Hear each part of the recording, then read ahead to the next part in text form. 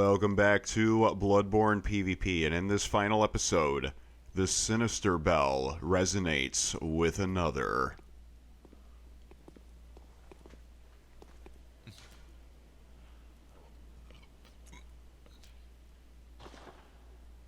Hello. Yes, because when you bow to the doll will bow back. This doll has got a little surprise for you. She's actually got a whack-a-mole hammer ready to swing, swang, and bing, bang, and bop, and slam, and flatten, and all kinds of cartoony aspect. So, that is Ludwig's Holy Blade with a fire tonic, right? It's similar to Ludwig's Holy Blade.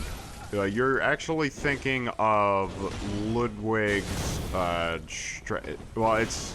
No, it is the Holy Blade, my mistake. It's the Kirk Hammer. The Kirk Hammer it transforms by turning the sheath into a weapon. I thought it was funny in addition to making the doll a male in disguise, a man dressed in women's clothing, British humor, that the whack-a-mole hammer might shock players who are not familiar with the doll's proclivity, both for standing still and for luring you into a false sense of security. So, is this supposed to be the doll from Annabelle, then? No, it's the doll from Bloodborne. Oh. I don't recall seeing the doll during our playthrough of Bloodborne. But then again, that playthrough is like, I don't know, 4 years old at this point. You know, just like in the Hunter's Dream, the doll will pay attention to you. I thought this was adorable. She's playing with the doll. I mean, his internet connection is terrible, but that's what he's trying to do. Yeah, I recorded this pretty early on in the PvP project, so there's a lot of latency during this one.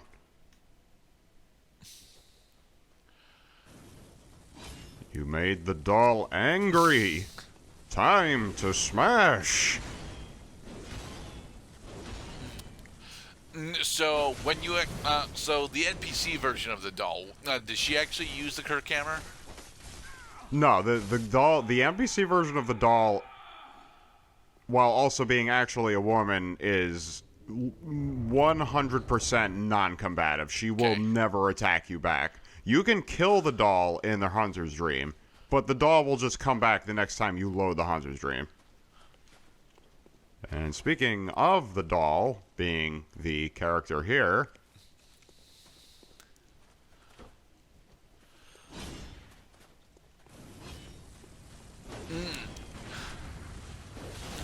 So how effective is setting the Kirk Hammer on fire? It's better as long as your enemy's not using armor that is strong against fire, like Bone Ash armor. I just like putting fire on it because I think it's just fucking shocking. Because that's what the doll is supposed to do. The doll is supposed to surprise you. Okay, so this is one of the... I want to say that this is just one of the Yharnam citizens, right? Yharnam citizens. Oh, he's got coins. He is a polite gentleman who will remove his hat before bidding salutations to strangers in the realm. He likes dropping coins. He carries a board and he does a walk. Hey! Why'd you throw a rock at him? He's not moving. Oh, hey, I got his attention. So still hasn't quite clued in who this character's supposed to be, Mr. Gerdat? No, it has not. This is Uncle Moneybags, also known as the Monopoly guy. Well, then why does he have a shield? Moneybags isn't supposed to have a shield. Because he's board walking. I don't know. That seems like a stretch for an incompatible pun. Congratulations. All these coins are yours. Similar to the doll, the Monopoly guy is designed to lure players to a position by using a trail of coins which you can have 99 shiny coins in your inventory. Coins do nothing. In Dark Souls, coins are supposed to be used in order to indicate whether you are going into like a bottomless pit hazard, like how far can the coin go if it's too dark to see. And he'll pull out a cannon on you, and he'll just use a couple cannon shots, deal some damage, shock you a bit, and then he's just going to run up into you, throw coins at you, and also hold his shield up because he's largely not... He was my second least consistent character. This dude was not supposed to kill you. He's just supposed to fuck with you. Okay. And here we have many people who are fucked with.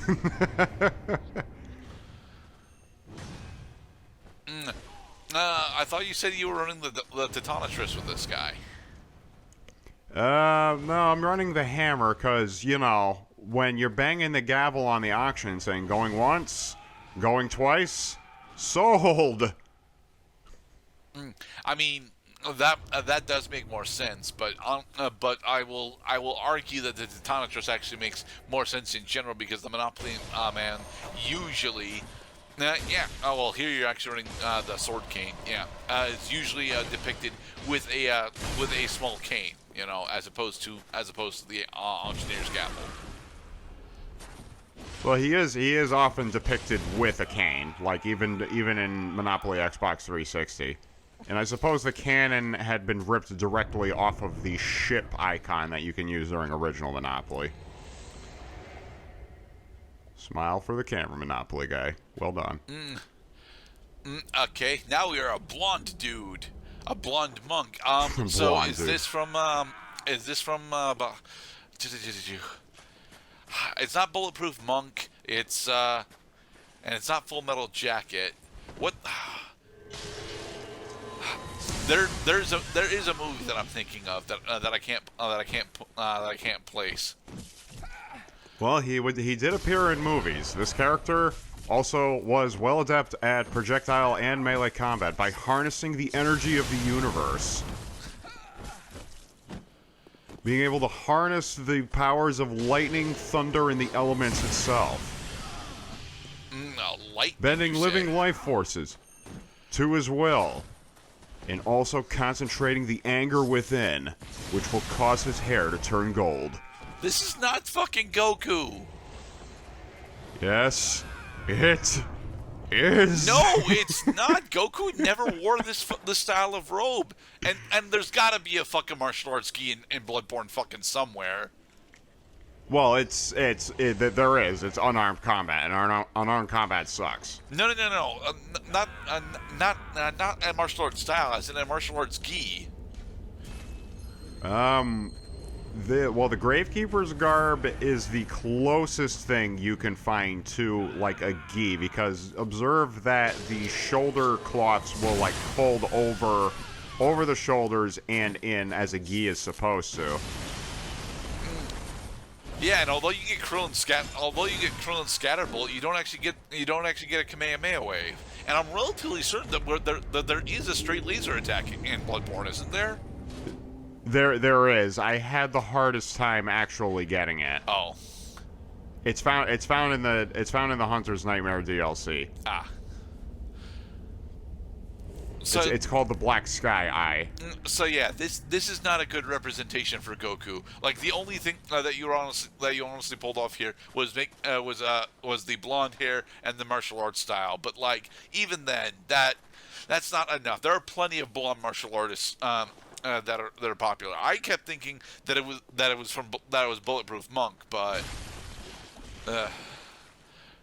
Also a valid consideration. I mean, it is freaking Bloodborne. The game is designed to be unique in the character aspects, the clothing, the weapons. So there he tried using the Augur Vibriatus on me, and I responded with a Call Beyond, which is the closest thing I can get to a genuine Kamehameha. But especially because I do the roar. That's very specifically Krillin Scatterbullet.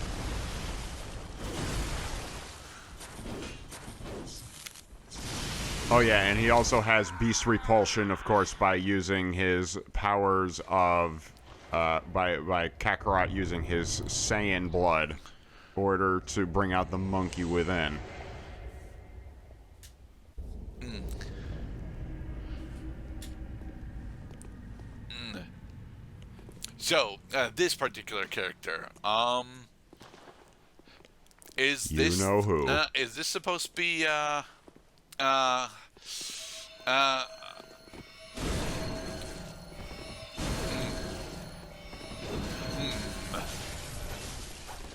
Come on, who attacks with green light energy? Green Who light kills? energy? Who has affinity for snakes? The ability to torture and inflict pain with a wand. Well, I get the name now, but to be perfectly honest, the only reason I get this one is specifically because of the name, because the snake head that you're summoning doesn't actually invoke snake; it invokes Leviathan, and Voldemort never actually got a contract with Leviathan, so. True that while Plus, Voldemort could not and the wield a two-handed greatsword. And he could modify his strength, or he could make the sword weightless with the sharpness of the never stars. Actually shows in any capacity the ability to modify his strength. Well, he doesn't have to. He's a fucking wizard. Admittedly, the face very specifically is Voldemort, specifically the movie version of Voldemort, but. Thank you. I was very pleased when I realized that in Bloodborne character creation, you can just flatten the nose completely to make it like more snake-like. You know, like how Ralph Fiennes looked in Harry Potter and the Goblet of Fire. And because my PlayStation Network name was always the Noah Constrictor, which is a pun on Boa Constrictor, Dark Lord became one of my favorite characters because of how quickly and how thoroughly I could identify while playing as the Dark Lord. And people generally seem to get it. Except you're using so many different weapons here. Now, Nagini. Time to feed.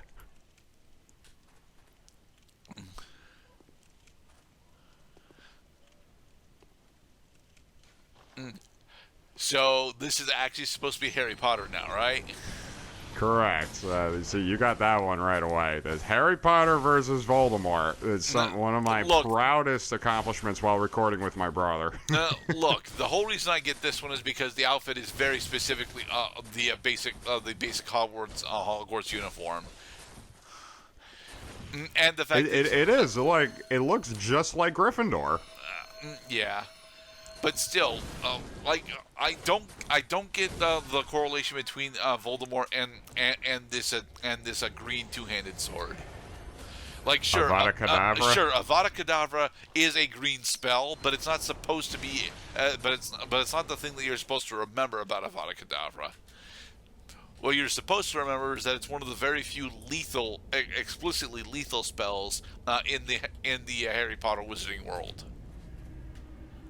What one of the most? I mean, it's because all that Avada Kedavra does is kill. In Bloodborne, however, the characters are a little more durable than to die just in one hit from one wave sword attack. Harry Potter, decidedly, also was one of my less consistent characters. Dark Lord was one of my more consistent characters, but Harry Potter had a bit of a competency issue. Well, why is he running a greatsword? It's the Sword of Gryffindor. I get that it's supposed to be Sword of Gryffindor, but there's a basic longsword available, and that's honestly. And why do you have the Cthulhu summon? I mean the Dark Spirit summon I get because you know the ties to Dementor, sure, but that would have made more sense on Voldemort too. No, he's barfing slugs. Yeah, but that didn't happen to Harry. That happened to Ron.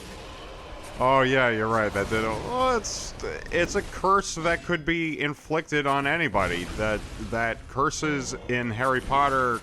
I mean, it sucks when it happens to another character, but that could have just as easily have been Harry himself.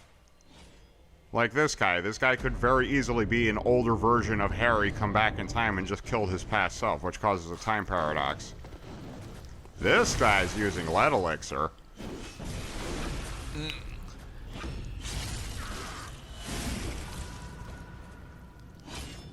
And he's cheating. What makes you say that he's cheating other than the lead elixir? Because he took out 1,900 health points in one strike. And he dropped coins on me. Okay, so is this gonna be the eyes wide shut dude?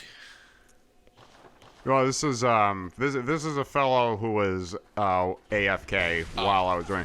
See, when I organized my entire catalog of all freaking like 200 hours of video, AFK was just one designation for how these encounters went as I was organizing the various session data. And AFK did happen quite a bit. It's just sometimes the thing to do is to just be a dickhead and get the kill by attacking an unready opponent. Or what I used to do is just fuck with people, like I did with Harry Potter, and just wait for them to come back so I could have a fair fight with them. Okay.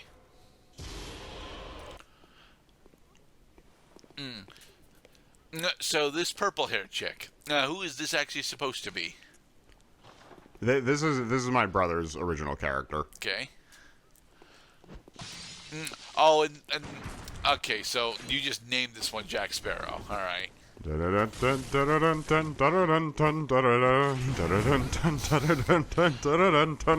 is, though, especially with the hat, Jack Sparrow more or less is just a standard hunter in this universe. Yeah, he's wearing a variant of the hunter garb. He's wearing Lady Maria's hat because every other hat that is just a cap with a feather covers the face somewhat, which I did not like. Right. In order to see Jack's mustache, his complexion, his beard, you have to have the face free, which means you have to go to the Hunter's Nightmare DLC and kill Lady fucking Maria in order to get this sweet hat. But you see, look, this rapier. This is more akin to the sword of Gryffindor than the two-handed Gothic sword you were running with Harry. Well, that's more appropriate that Jack is using this sword than Harry Potter was using a freaking a great sword, like something out of Braveheart. Yeah. Yeah, I could see that. I mostly wanted Harry's sword for the untransformed variant. Which makes sense, but then you use the transformed variant for most of your fights. All right, so what is the blood splatter spell that you're casting with Jack here? The Punch and Blood cocktail is designed to be used during the main game. It draws enemies to the spot where the blood cocktail pops, as though it was an enemy on the battlefield that the creature is trying to attack. It's one reason why co-op is one of the most effective ways to take out bosses. Bosses can be distracted, and a distracted boss has that much harder of a time dealing damage to you because of the diversion. Right. Jack Sparrow also was a very consistent PvP character thanks to the writer polish, which allows it to transform into a gun and a shorter and faster weapon, while also finding ever inventive answers to the question, why is the rum always gone? Because you keep throwing it at the fucking wall, Jack. It's his signature. Yeah. Dun dun dun dun dun. You see, I could actually see Jack Sparrow being in Bloodborne. He wouldn't survive all that long, but I could see him being just in Bloodborne. Jack Sparrow has made some compacts with some sinister characters while also using his binoculars to see at distance, especially when at sea. And he's also not afraid to use his gun in order to into the pit. Ugh. He stood too close to the edge. Yes. All right. So, is this Anderson from Helsing? Paladin Alexander Anderson has made it to the world of Bloodborne. Everybody. One of my favorite PvP creations, this guy right here. He's missing his other sword. Oh, he's got his other sword. Oh, right, this guy invaded my world. Okay, so we've got a longer cutlass and a shorter. Is that just a short sword or is it an actual a gladius? It's It kind of looks like it's a rondel, actually. Ooh, a draw. Yes. The battle was a draw, which can happen simultaneously in internet-based combat when foes deal damage to each other simultaneously such that both players lose their health at the same time. It was rare, but it happened. When you transform Recognizable, it actually looks like it would happen a lot more with Anderson than with other characters, specifically due to his significantly faster attack speed. Recognizable is one of the fastest weapons in the game, second to the Blade of Mercy, which... No, this guy's using Recognizable as well, because Recognizable also is a very popular weapon in this. Because a lot of us actually still want to have the fantasy of dual wielding swords against an adversary and still winning. They called him Butcher, Judgeman, Executioner, Monster Judas Destroyer. Priest. Let us pray. And it is canon that Anderson does punch. And what kind of spell loadout did you put for Anderson? Well, he's not... He does have some... Let us pray. He does have some magic available. His backup weapon is Bloodletter, which is the counterpart to the Thorn of Helena found in Helsing Volume 8 that Anderson uses to transform himself one final time, become a true church-based monstrosity.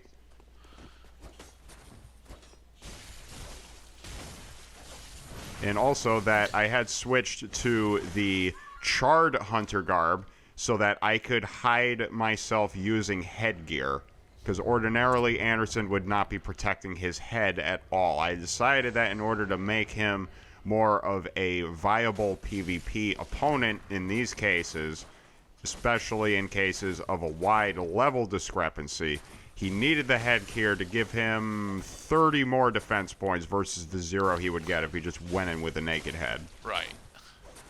However, using the wig ponytail will cause a stupid ponytail to come out, but the ponytail becomes deactivated if you're using specifically the Charred Hunter garb. Now let's stab ourselves with the thorn.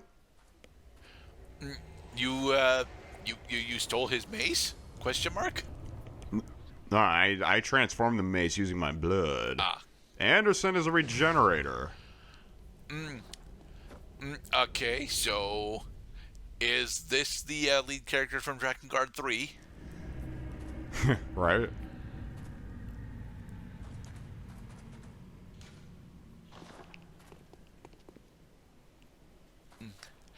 You did not answer my question, Mr. Cloud. Well, I thought that the name tag would have sufficed for an answer. I mean, the thing about Ivy is that she was actually running a whip, and this specifically looks to be more of a standard broadsword as opposed to the whip weapon that I know exists. At the moment, it is more of a standard broadsword. The hunt. There you go. There's the whip attack. Ivy's whip sword, which is comparable to the super bulky, there's clunky. a faster whip weapon, isn't there? Yeah, that would be the threaded cane. However, Ivy, as I remember mostly from Soul Calibur 2, was not using a cane in order to whack people. She was using a sword a sword whip. Yeah. But using a sword that could break. Everyone always remembers that Ivy was using a fast whip weapon, and this particular sword whip is very slow. And that's why it's not a weapon that is either recommended nor seen all that frequently. It is so slow not only are you going to have a hard time getting strikes in against opponents who attack faster, you're probably going to get visceral killed quite often because of the tells.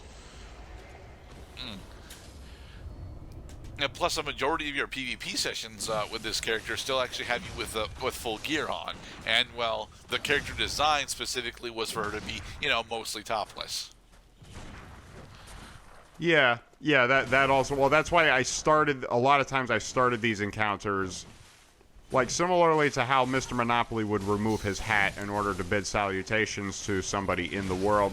Ivy would arrive in the world naked and then put the gear on, which you have to go through the start menu. It was something that I did early on, realized, like, yeah, it's cool.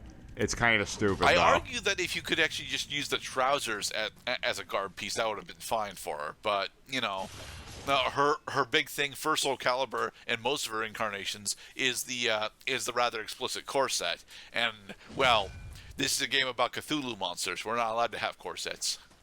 I mean, just going in with no top armor on is the closest thing you're going to get to a corset in this game, unfortunately. Yeah. It's got some sexy.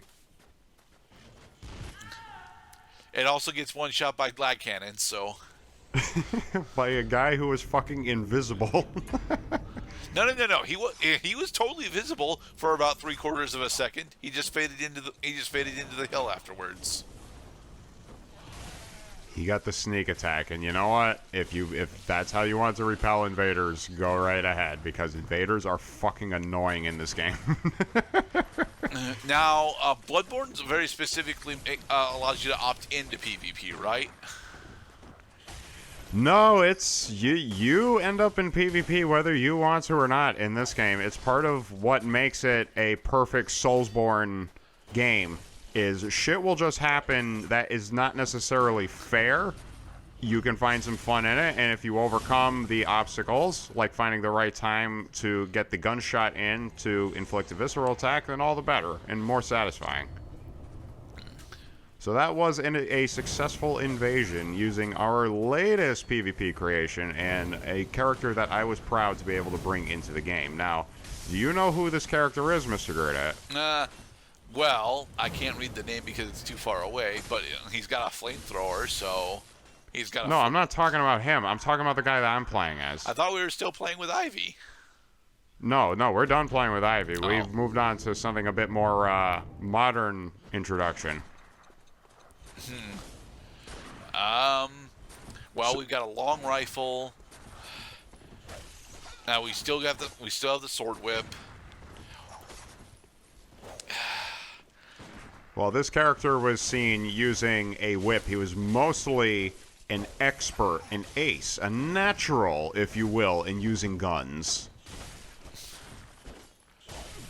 No, I have absolutely no idea.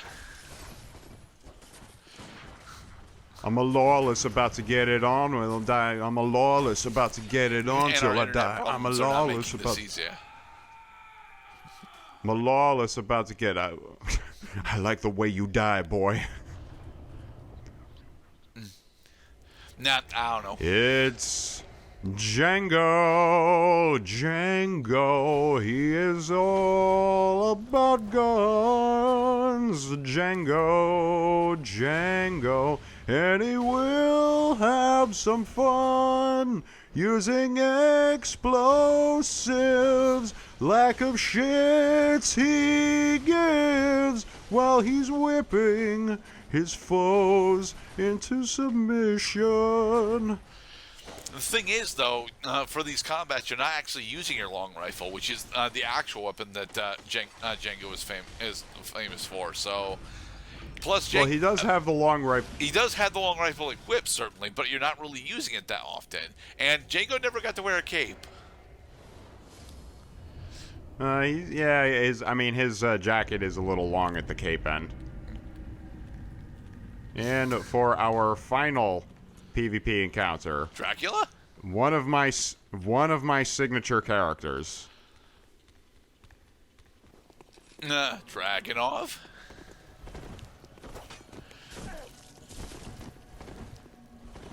He's not human.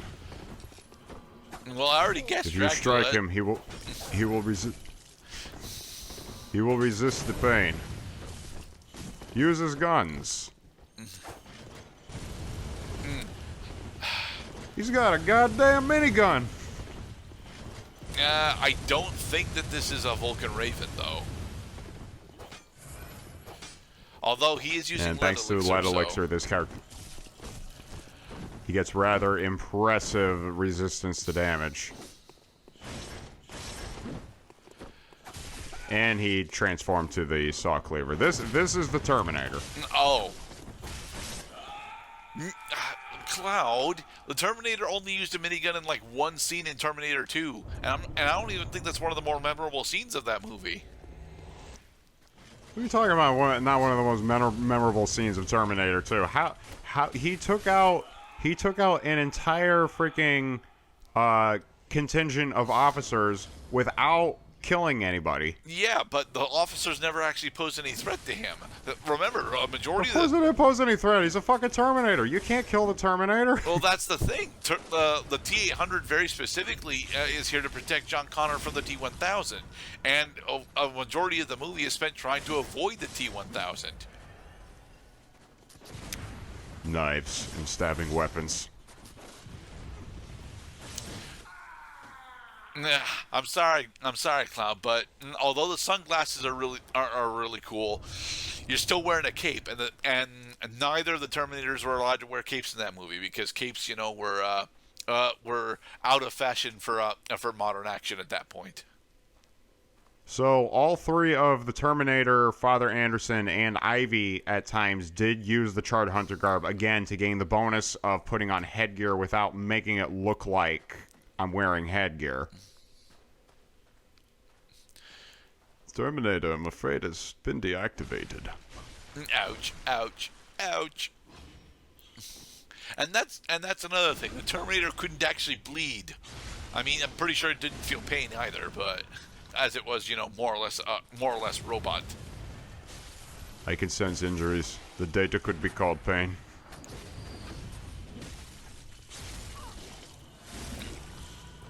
So how effective of a character was Terminator for PvP sessions? Rather effective. Yes. Together, my friends, we can terminate them. And with that the Terminator... we have finally finished our Bloodborne expose. Yes. After 4 years of hanging on to the videos that I have for each of these characters, I am pleased that at last I was able to share with you the good, the bad, the funny, the silly, the stupid, and what a wonderful time I had not only putting these characters together, but also sharing them with the world and meeting a lot of people whom I still talk to on PlayStation Network to this very day. And we encourage you to use your powers of creativity and the costumes and weapons at your disposal to make the best characters you can. Maybe you can actually come up with a real Goku. Well, all right, everyone. We do our Be best. safe. And thank you for watching, everybody.